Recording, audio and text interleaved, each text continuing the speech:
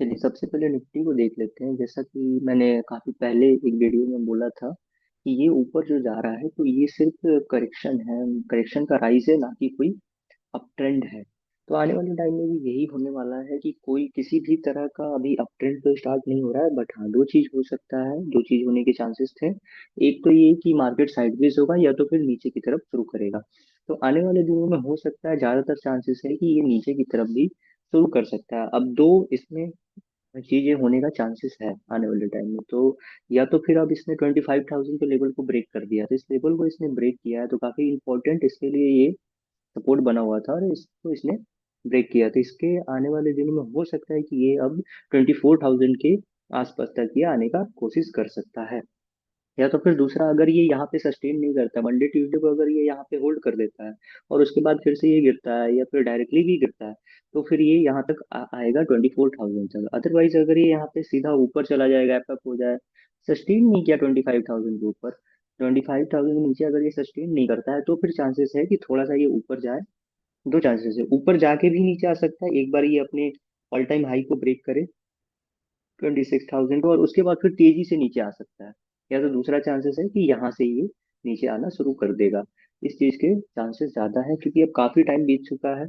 Price wise भी ऊपर काफी अच्छा गया, बट अभी देखने को ये मिलेगा कि इंडेक्स ऊपर जाएगा, मतलब स्टॉक ऊपर नहीं जा रहे हैं। तो ऐसे ही चलेगा, ये करेक्शन ऐसा ही होता है, तो स्टॉक ऊपर नहीं जाएंगे।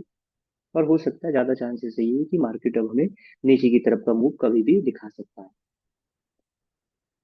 फिर निफ्टी को अगर देखें तो इसमें भी अच्छा खासा इसने इस कंसोलिडेशन को, एरिया को ब्रेक किया है। अब इसके लिए चांसेस है कि यहाँ से अगर ये नीचे आता है और इसको, इस लेवल को अगर ये ब्रेक कर देता है 26,000, तो फिर चांसेस है कि काफी नीचे तक ये आ सकता है, यहाँ तक भी आ सकता है 25,000 के आसपास तक। बैंक निफ्टी को भी देखें तो इसमें भी काफी अच्छा इस कंसोलिडेशन का नीचे की तरफ ब्रेकआउट इसने किया है। तो देखते हैं आने वाले दिन में क्या होता है, चांसेस है नीचे की तरफ मूव करने का। तो अच्छा खासा मूव इसमें भी आ सकता है। या तो फिर अगर ये निफ्टी ऊपर जाने लगता है तो फिर ये भी थोड़ा सा इधर ऊपर आ जाएगा, बट फिर बाद में तेजी से नीचे आएगा, तो अभी भी नीचे आ सकता है, या तो फिर नेक्स्ट मूव आने वाले टाइम में। जूनियर को देखो तो जूनियर यहाँ पे कंसोलिडेट करा और इसको ब्रेक करना चाहिए। इसके लिए इंपॉर्टेंट लेवल ये है कि ये इस लेवल को ब्रेक करे, उसके बाद फिर ये काफी नीचे आ सकता है 66,000 को। स्मॉल कैप को देखें तो ये भी इसी जोन में काफी दिनों से फंसा हुआ है, कंसोलिडेट कर रहा है। तो ये भी इसको ब्रेक अगर करता है 18,500 को, तो ये भी काफी नीचे तक आने के चांसेस है। ये भी इधर तक के लेवल को छूने आ सकता है, 17,000 तक। मिड कैप को भी देखें तो मिड कैप भी इसी जोन में फंसा हुआ है। अब इसके लिए इंपॉर्टेंट लेवल है 58,500, इसको ये ब्रेक करता है तो फिर ये काफी नीचे तक हमें आता हुआ दिखाई दे सकता है, 55,000 के आसपास तक।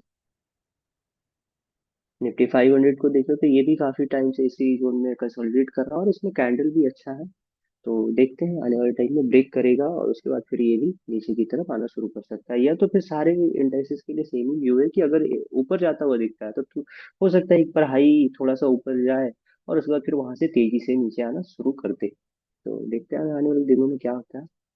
निफ्टी 100 का भी सेम व्यू है, ये भी इस लेवल को ब्रेक किया है। तो देखते हैं क्या होता है। सेम व्यू रहेगा, दो ही चांसेस है, या तो फिर इसने 25,000 को ब्रेक कर दिया तो फिर ये सीधा सीधी यहाँ तक ये आएगा 24,000 तक। और या तो फिर सस्टेन नहीं किया 25,000 के नीचे, तो फिर ये एक बार हो सकता है ऊपर की तरफ जाए और एक नया हाई क्रिएट करके उसके बाद दोबारा तेजी से नीचे मारे।